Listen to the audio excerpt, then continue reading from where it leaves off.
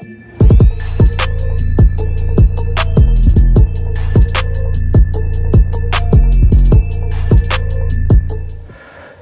since we've had the creation of social media platforms such as Instagram, TikTok, etc., Facebook, photography has become increasingly more important for barbers and the barbering industry. It's become a key tool for us to be able to market and promote ourselves, show our work, also provide inspiration for other barbers, and also for customers who want to have a particular look, a particular style. And so a lot of time now is being invested in people's social media platforms, and in particular the quality of their photography and videography. From a video perspective, with YouTube now, TikTok, Instagram Reels, having really good quality content has become really important, and really professional looking content as well. But also the technology industry has advanced a lot in terms of photography, videography, what we can do with smartphones, but also the advancement of actual professional cameras like your mirrorless cameras, DSLRs, etc. So with so many options and varieties that are available now, barbers may be struggling to think, okay, well, what actually works? What do I go for? And there are so many videos available on YouTube to read up about cameras, videography, photography, etc. It can almost feel a bit overwhelming. So what I've done is put this video together to hopefully try and simplify for you what you may want to consider if you're going to go down a route of sticking with mobile photography, using your smartphone, or actually investing in a mirrorless or DSLR camera to use for your photography and or videography. So let's get into it. What I'm going to do is firstly start with smartphone mobile photography, give you the pros, give you the cons, and then we'll get into SLR mirrorless cameras. So I'm going to use my iPad because there's a lot I've got listed here and I don't want to forget anything for you guys. So I hope you find this useful. All right, so let's start with using your smartphone for your photography. Yeah, let's just stick with photography, not videography right now. Okay, so firstly, what are the pros? Firstly, the first thing to say would be you've got just a very simple point and shoot operation of smartphone photography. I think the whole ease of use of smartphone photography is that companies try to make it very easy for the user to be able to do a really good photo without having to do much work, just to be able to point their camera at the subject and take a photo. So that is definitely a pro of smartphone photography. The other aspect would be cost. Your smartphone is a multifunctional device. It can be your phone firstly, but then say it can be your camera. There's a famous saying that the best camera you have is the one that's available to you at the time, and for many people that is their smartphone, whether it be an iPhone, Samsung, Google phone, etc. But the cost factor, you're not having to make an additional outlay on a camera, on lenses, to be able to do good photography. Okay, so that's definitely another benefit.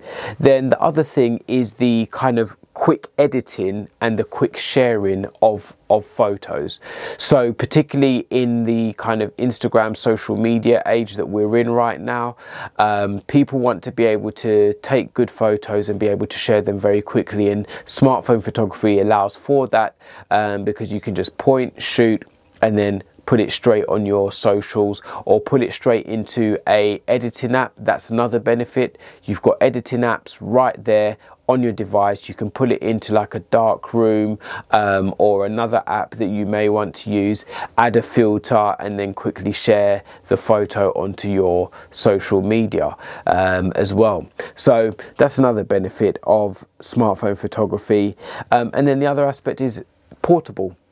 Smartphone's very portable, fits in your pocket, fits in your handbag, or in your bag, whatever the case may be, and they're just super portable, so they're always on hand, readily available to use. Okay, so those are kind of the pros of smartphone photography. Now, looking at the cons of smartphone photography, firstly, now this is maybe getting a little bit more technical, but ultimately you've got much smaller sensors and smaller lenses on a smartphone because of the size. Now, what is the impact of that? Ultimately, the impact of that is the amount of light that can be let in to the lens to take a great photo. Now, light is a key aspect of doing great photography. The less light you have, the more grainy a photo can be, the more you can struggle to take a really good photo that you want. Now, if you're in a barbershop environment, that may not matter for you because you may have really good lighting in your barbershop, or you may have a ring light that you may want to use and utilize as well. But that's one thing that will be a downside of smartphone photography. Another thing will be, say, the overall quality of the picture. Now, with smartphone photography, ultimately you've got software on the smartphone that is enabling or trying to help and assist you to take a really amazing photo. So, for example, on an iPhone you have portrait mode. And with portrait mode, it allows the background to be blurred out, which in photography is referred to as bokeh. So it gives that bokeh effect where you've got a blurred out background, but then your subject is really in focus. But because it's using software generally to do these things, the quality may not be as good as you would experience with a professional camera as well. So sometimes some of the looks that you will get with smartphone photography will look a bit artificial as well. So that's another downside, and that in essence is kind of, if you want to say, maybe say the major downsides of smartphone photography as well. So let's now talk about professional cameras or DSLR mirrorless cameras. Obviously you've got a wide range that you can choose from like entry level, mid-level to then really high-end professional. So what's the pros of a DSLR or mirrorless camera if you're going to invest in one? Firstly, just pro level photography and videography. You will see the quality in the photos that you take, or in the videography that you would do as well. That when you compare it to a smartphone, for someone who's really into the details, they'll be able to see the difference between the two. Then the other aspect is that you will save money on paying for pro shoots.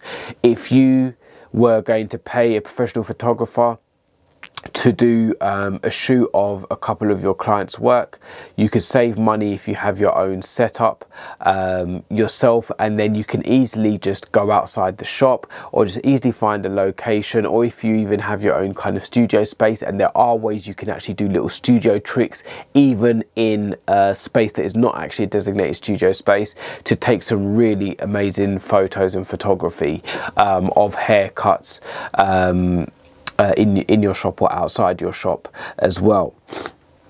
Then the other thing is, it allows you to take your socials to the next level in terms of the quality of your photography, how you want to market yourself and brand yourself. If you want to have the best photography and photo experience for people to view and to inspire people, then a pro camera or SLR mirrorless camera will help you to do that. What else do we have? Big one, lens options. Okay, so being able to choose different lenses, invest in better quality lenses, will ultimately enable better photography for you when you're taking pictures of your clients' haircuts, or if you're doing videography and tutorials or things like that as well. And then finally, memory card options, and this comes in handy in terms of easily sharing files, in terms of sharing it to a computer if you want to do edits on it, being able just to have a big memory card, unplug, plug in, get quickly access to photos. If you want to share them straight away, you can. If you want to do edits on them, then obviously you can do all of that as well. So those are kind of the pros of, say, having a pro SLR or mirrorless camera. So then what are the cons? Firstly, it's got to be said, cost. Okay, now you don't have to break the bank. You can get a budget setup, but cameras can be really expensive as well. So if you're looking at whether it be Canon, Nikon, or Sony or Lumix, if you're going for more pro level equipment, you will pay the price for it, especially if you want to start investing in better quality lenses, which is something I would recommend, and I'll probably mention why in another video. Okay, so cost is definitely going to be a factor. The other thing is just how much product is available. There are so many options available on the market. It could be easy to make a mistake and buy the wrong thing, which is why I'm doing this video, is to hopefully help you find the right thing to buy. But there's so many options, it's easy to make a mistake and buy the wrong thing. And yeah, people can struggle with, where do I start? What should I get? So hopefully I'll simplify that for you. And then the final thing for me is size as well. Ultimately, having a SLR or DSLR or mirrorless camera is another thing to carry around. Also, it is bigger. I have a dedicated camera bag that I carry my equipment with, having a tripod, things like that. It does add size to your luggage and what you carry around with you, or what you even keep within your shop as well. So those are kind of the pros and cons of both sides of things, and I think with that it's kind of down to you to kind of identify and decide, okay, what's going to work best for me. I could give you my opinion, but it's hard to really say, because there's not really a one size fits all answer for everybody. It really does depend on what do you want to do. So let me try and give a broad kind of advice on this. So if you were thinking about, one, you want to do really good photography, maybe say for a website, or to take your socials to the next level, then I would say it might be worth investing in a DSLR or mirrorless camera. And there are loads of used options out there that you can go for, so you don't have to spend loads and loads of money as well. So yeah, that would be my advice there. If you're thinking about, for example, now say starting a YouTube channel or doing YouTube, whether it be like tutorials of your haircuts, I would say invest in a professional camera versus using your smartphone. You will find it is limited. You will need more peripheral products to kind of set up and get a better look if you're going to use your smartphone, but it's not as easy to get a really good high quality look with a smartphone. This is just my personal opinion, versus using a SLR camera as well. So that would be my view on that. But if, for example, you're not that bothered about having that really high-end professional look, you just want to do some photography quickly, share quickly, then your smartphone, modern day smartphones, will suffice and will do that. If you also want to print your photography, maybe to put up in your shop or barber studio, then once again a professional camera will be better. Once you start blowing up photos, yeah, you'll get a better and more professional look. So that's just some points there. I know I've gone on a little bit. I hope it's been informative for you and given you some kind of insights as to maybe why one or the other. And I'm going to give you some more details on this topic of cameras for barbers in a few more videos. Take care, guys. Peace.